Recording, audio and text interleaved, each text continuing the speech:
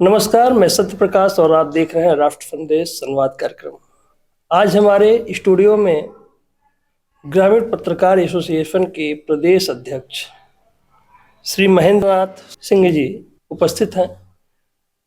पत्रकार और ग्रामीण पत्रकार हमेशा से उपेक्षा के पात्र रहे हैं।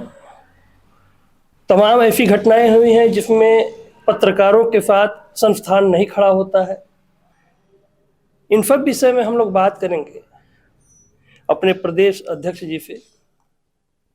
तो सबसे पहले हमारे कार्यक्रम में, हमारे स्टूडियो में आपका स्वागत है। नमस्कार जी। दर्शकों को सबसे पहले आप अपना परिचय और आशीर्वचन दें। महेंद्र नाथ सिंह, प्रदेश अध्यक्ष, ग्रामीण पत्रकार एसोसिएशन उत्तर प्रदेश। हमारे संगठन एक लंबे समय से गांव के पत्रकारों के हित की रक्षा के लिए कार्य कर रहा है। 13 अप्रैल 2025 को लोकतांत्रिक ढंग से चुनाव हुआ और मैं अध्यक्ष पद पर चुना गया। तब से लेकर लगातार संगठन को मजबूत करने का प्रयास कर रहा हूं और सभी हमारे साथी कंधे से कंधा मिलाकर अपना योगदान दे रहे हैं जी। यह संगठन प्रदेश के 75 जिले में पूर्ण रूप से इकाइयां हमारी खड़ी हैं। 18 मंडल के मंडलाध्यक्ष के रूप में भी है और यह इकाई तहसील स्तर तक गठित है जी। इस संगठन का स्थापना 8 अगस्त 1982 को बलिया जनपद के गढ़वाल गांव में हमारे स्वर्गीय संस्थापक बालेश्वर लाल जी के नेतृत्व में हुआ और यह सने सने बढ़ते हुए उनके आशीर्वाद से आज 75 जिले में यह इकाई स्थापित है जी। और संगठन ग्रामीण पत्रकारों की पहचान के लिए निरंतर प्रयासरत है जी। अध्यक्ष जी, ग्रामीण पत्रकार सुरक्षा को लेकर हमेशा चिंतित रहता है, तो पत्रकारों की सुरक्षा को लेकर संगठन की क्या ठोस योजना है? अभी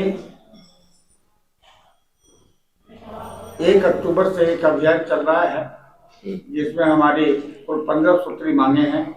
माननीय मुख्यमंत्री जी को संबोधित मांग पत्र हमने अपने जिलाध्यक्षों के माध्यम से, मंडलाध्यक्षों के माध्यम से, तहसील अध्यक्षों के माध्यम से, जिलाधिकारी, मंडलायुक्त, क्षेत्रीय विधायक और क्षेत्रीय सांसद के माध्यम से पत्रकारों की 15 सूत्री मांगों को जी हमने उनको ज्ञापन दिया है जिसमें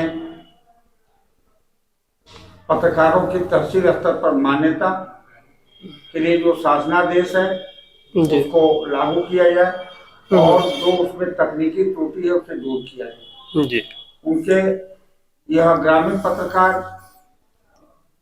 बड़ी ही विषम परिस्थितियों में गांव में काम करते हैं। उन्हें शासन, समाज के प्रभावशाली लोगों, गुंडों, अपराधियों के बीच रहकर समाचार लेखन का कार्य करना पड़ता है जी। तो उनके सामने कभी कभी चुनौतियां खड़ी हो जाती हैं। सुरक्षा का प्रश्न खड़ा होता है। उसके लिए माननीय मुख्यमंत्री जी से मांग की गई है कि एक ग्रामीण पत्रकार आयोग का गठन किया जाए जी। और पत्रकारों की समस्याओं का अध्ययन करके वह लागू किया जाए ताकि ग्रामीण पत्रकारों की समस्याओं का निदान हो सके जी। साथ ही अगर किसी पत्रकार के खिलाफ विषम परिस्थितियों में कोई मुकदमा दर्ज होने की स्थिति उत्पन्न होती है तो मुकदमा दर्ज होने के पहले जैसे अन्य मुकदमों में संबंधित एसएचओ कहता है कि हम इसकी जांच कर लेंगे तब मुकदमा दर्ज करेंगे, उसी प्रकार से पत्रकारों के, चाहे वह किसी भी संगठन का पत्रकार हो, पत्रकारों के खिलाफ मुकदमा दर्ज करने के पहले राजपत्रित अधिकारी से उस पूरे प्रकरण की जांच कराकर यदि सही है तो तभी उसके खिलाफ मुकदमा दर्ज किया जाए। यह न्याय संगत होगा, यह मेरा प्रयास है। अच्छा। इसके लिए हमने मांग पत्र मुख्यमंत्री को भी दिया, जिलाधिकारी को भी दिया, स्थायी समिति में भी इस प्रश्न को उठाया गया और विभिन्न जनपदों में यह लागू भी हुआ है और जनपदों में लागू नहीं हो पाया है, उसके लिए हम निरंतर प्रयासरत हैं। जी अध्यक्ष जी, संगठन में नए पत्रकारों को जोड़ने और उन्हें प्रशिक्षित करने की क्या व्यवस्था है? अभी तक तो एक लंबे अंतराल के बाद 95 में कार्यशाला वाराणसी में आयोजित की गई थी और उसके बाद प्रदेश के कुछ जिलों में यह कार्य हुआ, फिर वो बंद हो गया। जी। मैं अपने 3 वर्ष के कार्यकाल में यह प्रयास किया हूँ और नीति बनाया हूँ कि जिला स्तर पर जो सम्मेलन होते हैं उनके स्थान पर पत्रकारों को प्रशिक्षित करने के लिए कार्यशालाएं आयोजित की जाए। जी। और यह 20 दिसंबर को बैठक प्रदेश कार्य समिति की हुई थी जी। और प्रबंध कार्य समिति और साधारण सभा और आम सभा की बैठक में यह प्रस्ताव पास हुआ और अब विभिन्न जनपदों में कार्यशालाएं आयोजित की जाएगी और पत्रकारों को प्रशिक्षित करने का प्रयास किया जाएगा ताकि वो अपने मिशन के प्रति जी सही ढंग से कार्य कर सके। आजकल स्वघोषित पत्रकार बहुत हो गए हैं, उनके कारण पत्रकारिता की साख भी गिर रही है। इस मसले पर आपका क्या राय है, आप क्या कहना चाहते हैं? हमने इस प्रश्न को भी उठाया कि स्वनाम धन पत्रकार, यूट्यूबर जी ऐप के लोग पत्रकारिता को कलंकित कर रहे हैं और पूरा मिशन बाधित हो गया है, छवि भी धूमिल हुई है। जी। ऐसी स्थिति में जिलाधिकारी और पुलिस अधीक्षक से मैंने मांग पत्र दिलवाया था, उसमें यह बात उठी थी कि पत्रकारों की जांच की जाए कि जो सही पत्रकार है, जो संबंधित अखबारों से क्षेत्र स्तर पर जुड़े हुए हैं, जिसे समाज भी मान्यता देती है और संस्थान भी मान्यता देती है, उन्हें ही पत्रकार कहा जाए और जो गाड़ियों पर लिख करके प्रेस या अन्य स्लोगन लिख करके चल रहे हैं उनके खिलाफ कार्रवाई की जाए, जिससे जो प्रेस छापा खाना है वो लोग भी अपने को प्रेस लिख देते हैं जी। तो इस पर प्रतिबंध लगाया जाए। अब इसमें जिला प्रशासन के सहयोग के बिना संभव नहीं है, इसके लिए हम हमेशा दबाव बनाए हुए हैं और ये प्रदेश स्तर पर अभियान चलेगा। पत्रकारों के साथ जब कभी बड़ी घटनाएं होती हैं, उनको फर्जी मुकदमे में फंसा दिया जाता है, या देखा गया है कि अक्सर बड़े संस्थान उनका साथ छोड़ देते हैं। ऐसी अवस्था में ग्रामीण पत्रकार एसोसिएशन संगठन जो है पत्रकारों के साथ कैसे खड़ा होता है? यह एक आपका बहुत ही मूल प्रश्न है। हमारे संस्थापक जी ने पत्रकारों को, ग्रामीण पत्रकारों को मान्यता के लिए यह संगठन नहीं खड़ा किया था। उनका उद्देश्य यही था जी कि ग्राम क्षेत्र में काम करने वाले आंचलिक पत्रकारों की पहचान जी मूल रूप से बने और इस संगठन के माध्यम से उन्होंने जो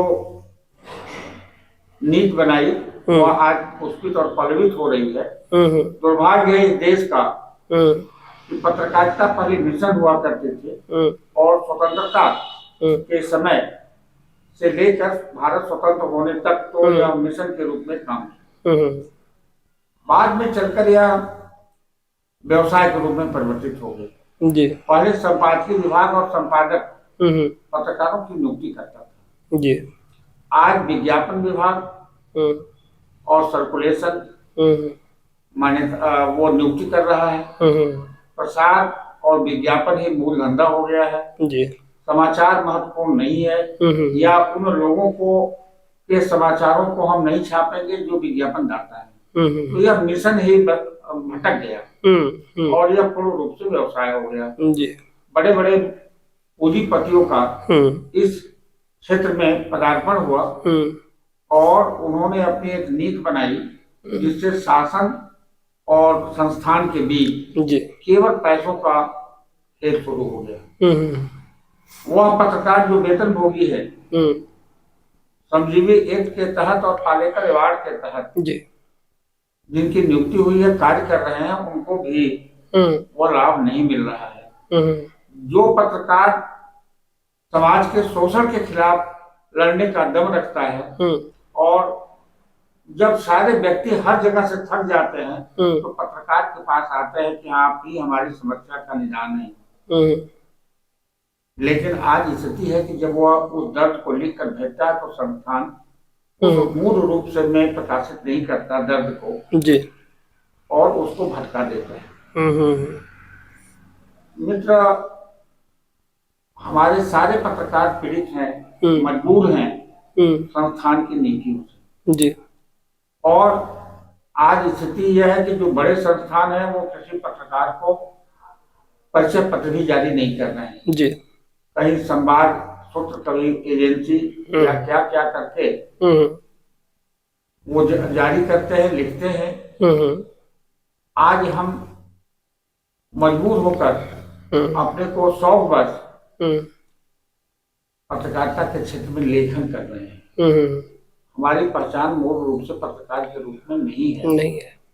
और संस्थान सब कुछ जानते हुए, सरकार भी जानती है, लेकिन सरकार मौन है, इसलिए कि मीडिया सरकार को पंगु बना दिया है। आज के युग में मेरा व्यक्तिगत सोच है, भारत गांव का देश है और जब तक गांव के पत्रकारों को शासन का संरक्षण नहीं मिलेगा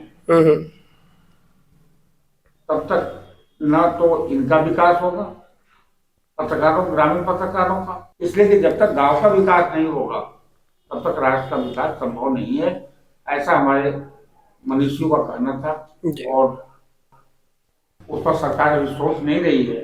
इसके संदर्भ में मैंने ज्ञापन दिया है और कार्य समिति में प्रस्ताव पास हुआ है कि 31 मार्च तक अगर सरकार नहीं सुनेगी तो हम प्रदेश राजधानी में लखनऊ में एक प्रदर्शन करेंगे, 1 दिवसीय। अच्छा। और सरकार के को जगाने का काम करेंगे और यह निरंतर कार्य बढ़ता रहेगा। ग्रामीण पत्रकारों की पहचान और मान्यता के लिए हमारा ग्रामीण पत्रकार एसोसिएशन निरंतर संघर्षरत रहेगा और जब तक समस्याओं का निदान नहीं होगा तब तक हम संघर्ष जारी रखेंगे। अध्यक्ष जी, हम लोग चंदौली जनपद में बैठे हैं। कहीं न कहीं यहाँ ग्रामीण पत्रकार एसोसिएशन की साख जो है माना जा रहा है कि कमजोर हुई है। इसमें आप किसको दोषी मानते हैं, किस वजह से कमजोर हुई है, जरा इस पर मार्गदर्शन करें। जहाँ तक चंदौली जनपद इकाई का सवाल है कि संगठन कमजोर है, ऐसा मैं भी महसूस कर रहा हूँ विगत 3 महीने से। लेकिन हम यहाँ के आंचलिक पत्रकारों से, ग्रामीण क्षेत्र के पत्रकारों से जो काम कर रहे हैं उनसे निवेदन करूंगा कि अपना वो योगदान दें, इस संगठन से जुड़े। सबका लक्ष्य एक ही है। देखने में आया कि जिले में कुकुर मुद्दे के कारण कई संगठन खड़े हो गए और अपनी वो दुकान चला रहे हैं। वह कुछ तो जिले स्तर पर ही है और बरगला करके, भटका करके वो संगठन को खड़ा किए हुए हैं और अध्यक्ष बन के घूम रहे हैं। समस्याओं के निदान के प्रति चिंतित नहीं है। हमारे ग्रापे की इकाई यहाँ बड़ी सशक्त थी, थोड़ी कमजोर हुई है। इसके लिए हमने शीघ्र ही इस जनपद की समीक्षा बैठक करेंगे और अपने जुड़े हुए पत्रकारों से पूछेंगे कि इसका निदान क्या है और उनसे कहेंगे कि जो आप निदान बता रहे हैं उसको पूरा करने में आप अपना योगदान दें और सहयोग से ही यह संगठन चंदौली जनपद में सशक्त हो सकता है। ऐसा मेरा प्रयास है और जल्दी ही चंदौली जनपद की इकाई को मजबूत करने का प्रयास किया जाए। बहुत बहुत धन्यवाद अध्यक्ष जी, आप हमारे स्टूडियो में आए। धन्यवाद, बहुत अच्छा लगा। मैं अपने सभी ग्रामीण पत्रकारों को बधाई दूंगा जो पूरे प्रदेश में संघर्ष कर रहे हैं और आपके जो दर्शक हैं उनके प्रति भी आभार व्यक्त करता हूँ और आपके प्रति भी आभार व्यक्त करता हूँ कि आपने मुझे बुलाया और पत्रकारों के संबंध में समस्याओं के निदान के लिए आप प्रयास किए, इसके लिए बहुत सा धन्यवाद।